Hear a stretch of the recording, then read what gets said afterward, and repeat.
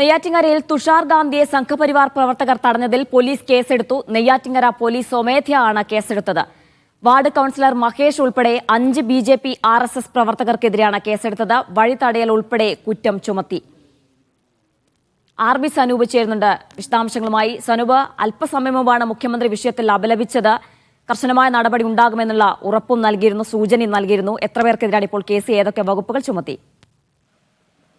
ജീന, ആദ്യഘട്ടത്തിൽ പോലീസ് കേസെടുക്കാൻ തയ്യാറായിരുന്നില്ല. സ്വമേധയാ കേസെടുക്കാനുള്ള വകുപ്പുകളൊക്കെ ഉണ്ടായിട്ട് പോലും പോലീസ് മടിച്ചു നിൽക്കുകയായിരുന്നു. ആരെങ്കിലും പരാതി നൽകട്ടെ എന്നുള്ള ഒരു ലൈനിലായിരുന്നു പോലീസ് ആ സമയത്ത് ഉണ്ടായിരുന്നത്. കാരണം ഇന്നലെ ഈ പ്രതിഷേധം നടക്കുമ്പോൾ പോലും നെയ്യാറ്റിങ്കര CI ഉൾപ്പെടെയുള്ള സംഘം ആ സ്ഥലത്ത് എത്തിയിരുന്നു. എന്നിട്ടും ആരെങ്കിലും പരാതി നൽകട്ടെ എന്ന് പറഞ്ഞ് പോലീസ് മാറി നിൽക്കുകയായിരുന്നു. വലിയ വിമർശനമാണ് നെയ്യാറ്റിങ്കര പോലീസിന്റെ ഈ സമീപനത്തിൽ ഉണ്ടായത്.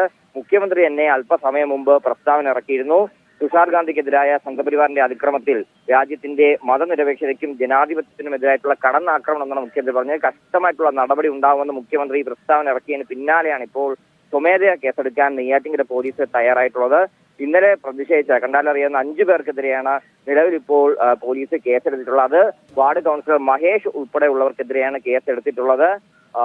ഇന്ന് തന്നെ ഒരുപക്ഷെ ഇവരുടെ അറസ്റ്റ് രേഖപ്പെടുത്താനുള്ള സാധ്യതയാണ് നിലവിൽ ഇപ്പോൾ ഉള്ളത്.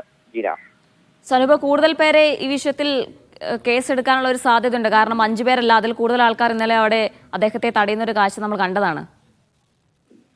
പെട്ടെന്ന് ഈ കണ്ടാലറിയാവുന്ന കുറച്ചു പേർക്കെതിരെ മാത്രമാണ് നിലവിൽ ഇപ്പോൾ പോലീസ് നടപടി സ്വീകരിച്ചിട്ടുള്ളത്. അതിൽ ഈ വാർഡ് കൗൺസിലർ മഹേഷിന്റെ നേതൃത്വത്തിലായിരുന്നു ഈ പ്രതിഷേധം, തുഷാർ ഗാന്ധിക്കെതിരായിട്ടുള്ള പ്രതിഷേധം എന്ന കണക്കിലെടുത്താണ് അദ്ദേഹത്തിനെ ആയിട്ടുള്ള ഈ നടപടി എടുത്തിട്ടുള്ളത്. 5 പേർക്കെതിരെ, കണ്ടാലറിയുന്ന 5 പേർക്കെതിരെ നിലവിൽ ഇപ്പോൾ പോലീസ് സ്വമേധയാ കേസെടുത്തിട്ടുണ്ട്.